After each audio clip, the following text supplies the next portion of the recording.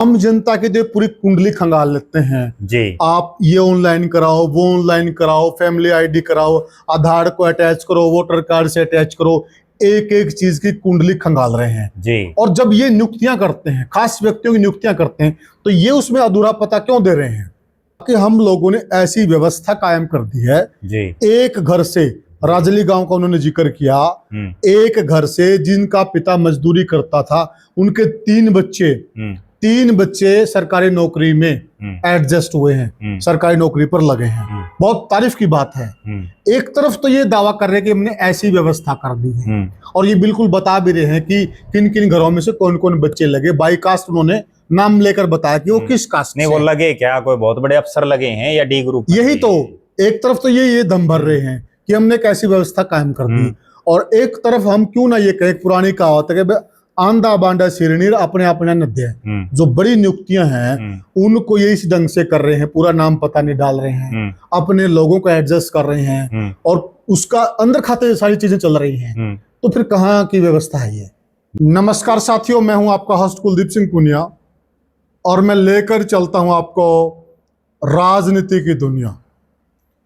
राजनीति की दुनिया की बात कर साथियों, हरियाणा के अंदर बीजेपी सरकार ने अभी एक नियुक्ति की है और वह नियुक्ति जब से हुई है तब से वह चर्चाओं का केंद्र बन गई है। और जिसकी नियुक्ति हुई वह भी कोई सामान्य नहीं है। आप नाम से शायद परिचित होंगे, फिर भी हम आपको रूबरू करवा देते हैं। वह नाम है विकास बराला का, और विकास बराला बीजेपी के हरियाणा के जो धुरंधर नेता हैं सुभाष बराला जी, उनके सुपुत्र हैं और उनको एएजी की नियुक्ति दी गई चंडीगढ़ के अंदर। और जब से यह नियुक्ति दी गई है तब से चाहे पक्ष हो चाहे विपक्ष हो, चर्चा का विषय बना हुआ है और खासकर विपक्ष की तरफ से तीखे बाणों की वर्षा हो रही है। जहां हम बात करें इनेलो पार्टी की, आदित्य चौटाला ने अनेक प्रश्न खड़े कर दिए हैं और कांग्रेस पार्टी की तरफ से भी जस्सी पेटवार ने अनेक सवाल उठाए हैं। क्या सवाल जायज हैं? क्या नियुक्ति जायज है? क्या जिस मामले को लेकर अब सवाल उठाए जा रहे हैं अब उस मामले का कोई लेना देना नहीं रह गया? इन सारी बातों पर चर्चा करेंगे और हमारे साथ जुड़ गए हैं वरिष्ठ पत्रकार और राजनीतिक विश्लेषक प्रद्युमन जोशीला जी। प्रद्युमन भाई राम राम। राम राम जी। सभी दर्शकों को नमस्कार, राम राम। प्रद्युमन भाई, जो विकास बराला की नियुक्ति हुई है जी, ये शायद मामला 2017 का है जी। उस वक्त भी बहुत बड़ा चर्चा का विषय रहा था और इस मामले पे अनेक जगह प्रदर्शन हुए और मीडिया ट्रायल भी बहुत ज्यादा हुआ था इस मामले का जी। अभी दोबारा से फिर जब से नियुक्ति की बात आई है जी, उस वक्त से भी ये मामला गरमाया हुआ है। क्या नियुक्ति देनी जायज है या फिर कोई पुराना मामला है, वह मामला कोर्ट में विचाराधीन है जी, तो उस मामले के अंतर्गत किसी को नियुक्ति दी जा सकती या फिर कोर्ट का इंतजार करना चाहिए? क्या कहेंगे आप? देखो, सबसे बड़ी बात यह है कि जिस ढंग से हरियाणा प्रदेश में भारतीय जनता पार्टी की सरकार काम कर रही है, एक तरफ तो बीजेपी ये कहती है कि हम पार्टी विद अ डिफरेंस हैं, बिल्कुल अन्य पार्टियों से हम अलग हैं, हमारी पार्टी में भाई भतीजावाद नहीं है, बिल्कुल जब संस्कारी पार्टी होने का वो दावा, बिल्कुल संस्कारी पार्टी का भी दावा ठोकते हैं, जबकि बार बार इस तरह के काम बीजेपी वाले कर रहे हैं जी, जिसमें भाई भतीजावाद भी झलक रहा है, जिसमें उनके संस्कार भी देखे जा रहे हैं। जो किस ढंग के संस्कार, संस्कारित पार्टी है। बिल्कुल अभी जो ये बिल्कुल ताजा तरीन जो नियुक्ति की गई है, ये लगातार चर्चा का विषय है। बिल्कुल, और इसमें केवल एक विकास बराला नहीं है, वो तो ठीक है, एक सुभाष बराला के बेटे हैं, बीजेपी के प्रदेश अध्यक्ष रहे, फिलहाल राज्यसभा के सांसद हैं, टोहाना से विधायक रहे, पार्टी के प्रदेश के महामंत्री भी वो रहे जी, उनके बेटे हैं। और दूसरा, उनके ऊपर बड़े गंभीर आरोप लगे, इसलिए चर्चा का विषय बन गया। ठीक बात। वरना तो इन नियुक्तियों में बहुत से और भी ऐसे शख्स हैं जो कहीं ना कहीं भाई भतीजावाद का उनमें भी कुछ ना कुछ दिख रहा है। ठीक बात है। कोई बीजेपी के नेताओं का नजदीकी है, कोई उनका नजदीकी रिश्तेदार है। मतलब आप ये कहना चाहते हैं ये तो चर्चाओं में आ गई क्योंकि एक बड़ा नाम था जी। अदरवाइज अंदर खाते इस तरह की नियुक्तियां कर दी जाती हैं और उनका पता भी नहीं चलता आम जनता को, और वहां पर ज्यादा भाई वो लिस्ट मैंने बड़ी गौर से देखी है। जब वो लिस्ट आई उसमें ज्यादातर जिनकी नियुक्तियां की गई हैं उनमें से ज्यादातर का पता पंचकुला, चंडीगढ़ या उसके आसपास का सराउंडिंग एरिया का है। ठीक बात है। जिससे लोगों को ये अंदाजा ही नहीं लग पा रहा कि ये आदमी कौन है। अब जैसे विकास बराला की नियुक्ति की अगर बात करें तो उसमें विकास लिख रखे है और उसके बाद उसका कहीं कोई जो उनका डांगरा गांव है वहां का कोई वो नहीं है। ठीक है, वो तो मैं जो समझ पा रहा हूँ, लोगों को भी जहां तक अंदाजा लगा होगा उसमें उनकी ईमेल आईडी है, उसमें विकास बराला है। तो कहीं ना कहीं उससे किसी ने ये लगाया कि भाई ये विकास बराला है। ठीक बात है। ठीक है। बहुत से ऐसे लोग हैं जिनके केवल एक नाम लिख रखे हैं। अब उससे ये समझ ही नहीं आ रहा उनके पते कोई रहने वाला कहीं का है। पते लगभग जो हैं वो पंचकुला और चंडीगढ़ के हैं। तो क्या इससे कोई कॉन्स्पिरेसी झलक रही है? देखो, निश्चित रूप से लग ये रहा है कि बीजेपी ने नियुक्तियां बीजेपी की सरकार ने कर दी हैं, लेकिन उसके बावजूद वो बहुत कुछ छिपा रही है। वो क्लियर कट ये नहीं बता पा रहे कि हमने किन किन लोगों को वास्तव में इनका किन से क्या कनेक्शन है। प्रद्युमन भाई एक बात बताइए जी, आम जनता के जो पूरी कुंडली खंगाल लेते हैं जी, आप ये ऑनलाइन कराओ, वो ऑनलाइन कराओ, फैमिली आईडी कराओ, आधार को अटैच करो, वोटर कार्ड से अटैच करो, एक एक चीज की कुंडली खंगाल रहे हैं जी। और जब ये नियुक्तियां करते हैं, खास व्यक्तियों की नियुक्तियां करते हैं, तो ये उसमें अधूरा पता क्यों दे रहे हैं? देखो, इनके लिए बाकायदा पहले आवेदन भी मांगे गए थे। बिल्कुल। और आवेदन जब मांगे गए तो इस तरह की कोई भी नियुक्तियां होती हैं उनमें अक्सर बहुत बार ऐसा होता है कि अपने निजी लोगों को एडजस्ट किया जाता है। सही बात है। और जो भारतीय जनता पार्टी के प्रदेश अध्यक्ष मोहन लाल बड़ौली बार बार बोलते भी रहते हैं कि हमारी पार्टी से जुड़े हुए लोगों को हम एडजस्ट करेंगे, वो ये एक तरह से एडजस्टमेंट है। और इसमें अगर यूं भी देखें हमें कि भौगोलिक परिस्थितियों के हिसाब से देख लें चाहे, क्योंकि ये तो हरियाणा को रिप्रेजेंट करेंगे जी। ठीक है। इसमें हरियाणा के 22 के 22 जिलों के, और जिन लोगों को जिलों के बारे में भी थोड़ा बहुत नॉलेज हो उनको होना चाहिए। जातीय समीकरणों के हिसाब से भी अगर हम देखें, क्योंकि राजनीति जो है वो टोटली आज के दिन जातीय सिस्टम पे आधारित होगी है। ठीक बात है। उसमें भी अगर पूरा खाके को सही ढंग से हम देखें तो बहुत कुछ ऐसी चीजें नजर आ रही हैं जो कहीं ना कहीं ये दर्शा रही हैं कि भारतीय जनता पार्टी जो खुद को पार्टी डिफरेंस कहती है, पार्टी विद ए डिफरेंस, वो कहीं नजर नहीं आ रही है। बल्कि उन्होंने तो जो दूसरी राजनीतिक पार्टियां हैं उनको भी पीछे छोड़ दिया, कई मामलों में पीछे छोड़ दिया। मैं थोड़ा सा, जनता भी इस बात का जवाब चाहेगी।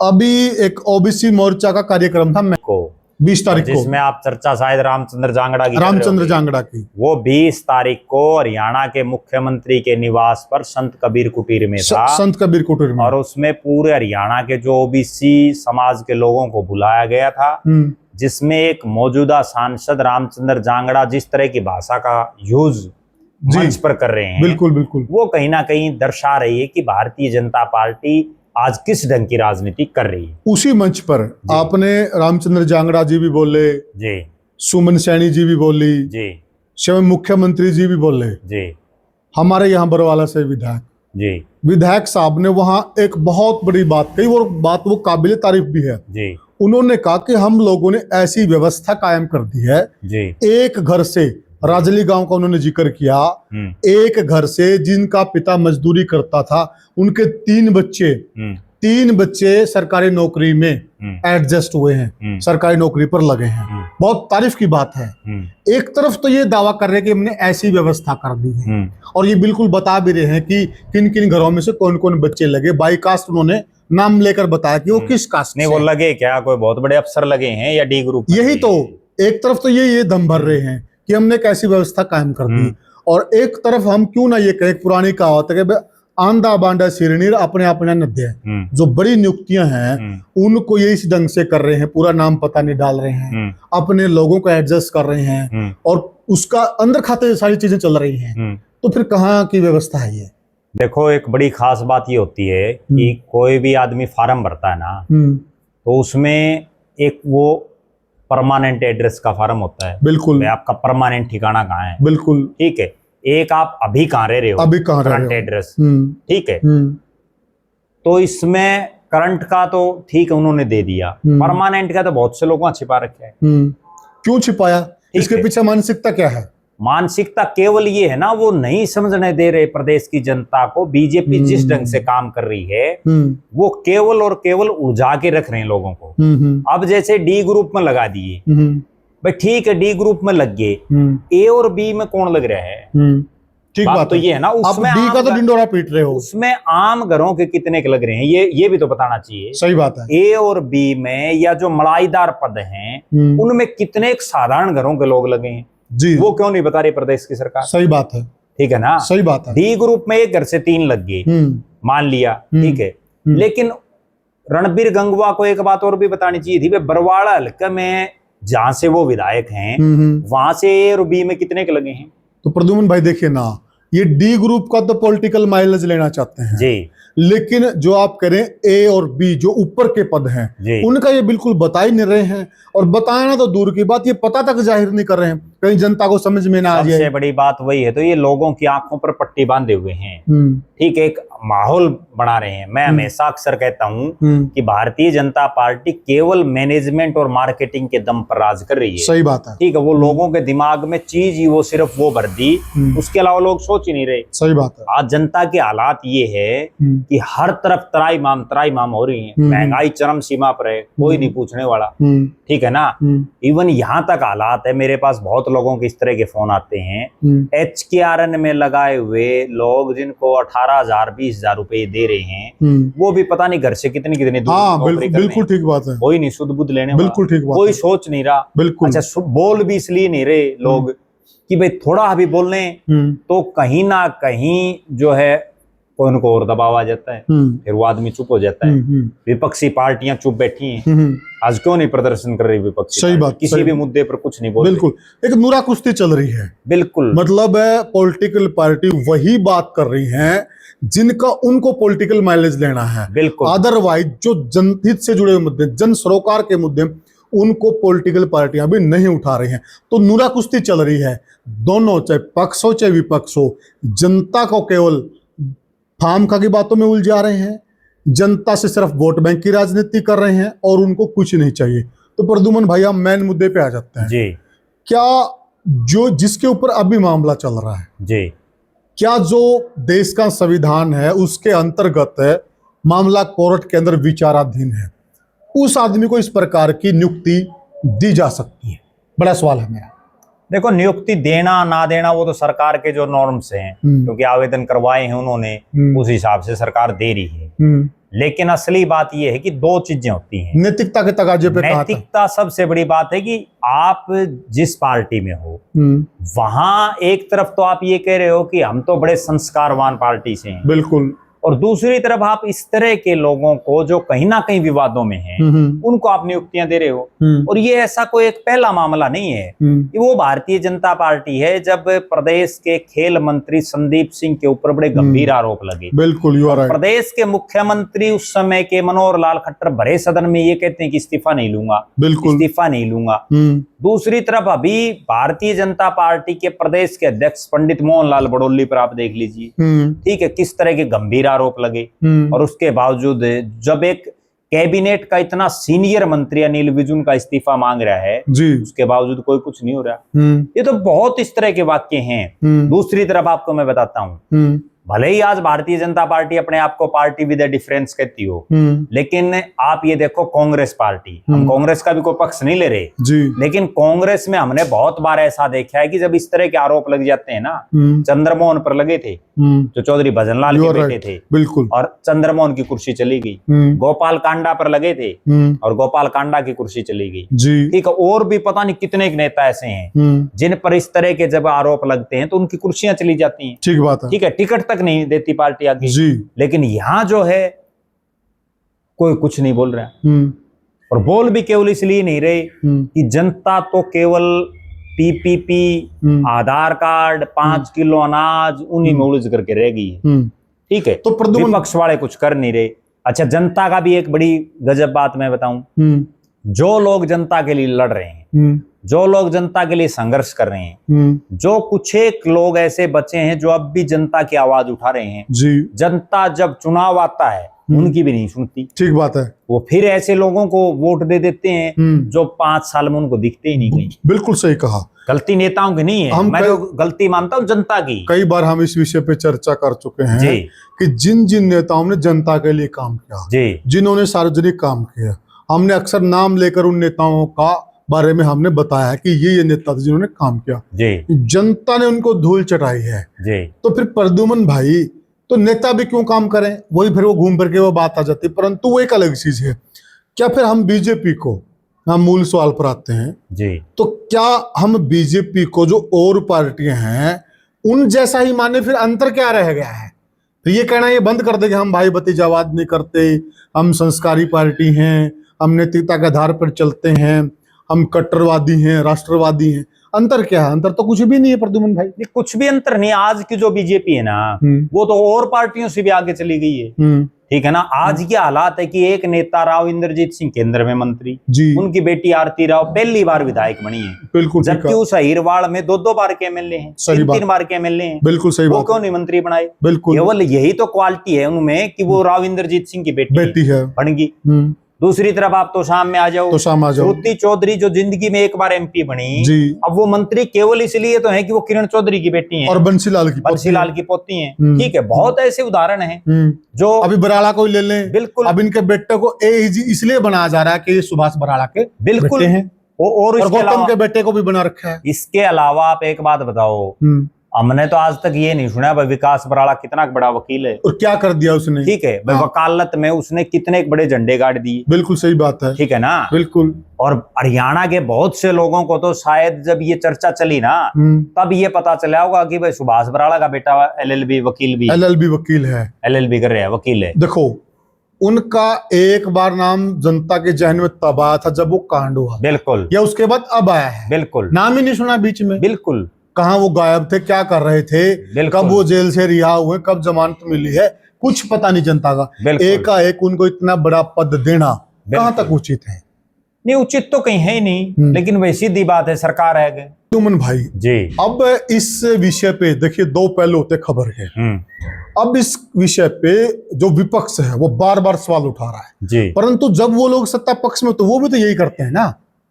नहीं, बिल्कुल, बीजेपी वाले तो इतनी देर में तो धरने धर दे रहे। हाँ बिल्कुल। भारतीय जनता पार्टी विपक्ष की जितनी बढ़िया भूमिका निभाती है, कांग्रेस तो उसके नजदीक भी नहीं है, आसपास भी नहीं है। ठीक है ना। बिल्कुल। लेकिन वो ही बात है कि अब वो सत्ता उल्टा हो गया, वो सत्ता पक्ष में है। हाँ। अच्छा, उसका भी एक कारण है, कांग्रेसियों ने तो राज को बड़े नजदीक से वर्षों से देखा है। भारत में और हरियाणा में सबसे ज्यादा राज ही कांग्रेस ने किया है। बिल्कुल। और भारतीय जनता पार्टी की तो 2014 में बड़ी मुश्किल से शूट आई है, बहुत लंबे संघर्ष के बाद। जी जी। जनसंघ और उसके बाद 1980 से लगातार बीजेपी। बिल्कुल, ठीक है ना। इनकी तो 1-1, 2-2, 4-4, 5-5 सीट आया करती। बिल्कुल। अब वो सूत आ गई तो वो संघर्ष करना भूल गए कांग्रेस वाले। ठीक है, क्योंकि उन्होंने संघर्ष किया नहीं था। बिल्कुल। और इनका बड़ी मुश्किल से सूत आई, इसलिए अपनी मनमर्जी कर रहे हैं। बिल्कुल। और कोई चारा भी नहीं है। और एक और प्रद्युमन भाई जी, ये तो बिल्कुल घिस घिस के ऐसे तीखे और पन्ने होके आए ना जी। अब फिलहाल जिस प्रकार से ये राज कर रहे हैं, जिस प्रकार से ये चीजों को कंट्रोल कर रहे हैं, मतलब अपने आप में ये चीजें पहले कभी देखी नहीं गई। अभी ताजा अगर हम मामला लें, उस पर चर्चा भी करेंगे हम। अभी जो ताजा जिस प्रकार से उपराष्ट्रपति ने पद छोड़ा है, लेकिन छोड़ा नहीं गया, सच्चाई में तो छुड़वाया गया है। रियलिटी तो ये है। तो कहीं न कहीं जिस प्रकार से ये सत्ता पर काबिज हो रहे हैं, काबिज होकर जिस प्रकार से संस्थाओं को अपने कंट्रोल में ले रहे हैं, इसमें कोई दो राय नहीं है कि ये कांग्रेस से आगे निकल गए हैं। एक जमाने में कांग्रेस इस चीज के लिए जानी जाती थी, उन्होंने कई राज्यों की सरकारें बर्खास्त कर दी थी, इंदिरा के टाइम की बातें हैं ये। लेकिन आज ये भी तो उसी चीजों पर चल रहे हैं ना, इसी प्रकार संस्थाओं का दोहन हो रहा है। बिल्कुल, आज ये उससे भी आगे चल रहे हैं। उस समय कम से कम बातें, चीजें ओपन तो थी। अब इंदिरा गांधी ने आपातकाल लगाया, इमरजेंसी लगाई, तो वो सबके सामने थी, इमरजेंसी लग गई। बिल्कुल, ठीक है। लेकिन आज जिस ढंग से हालात हैं, अपनी मनमर्जी से सब फैसले हो रहे हैं। कोई किसी के, आम आदमी की कोई सुनने वाला नहीं है।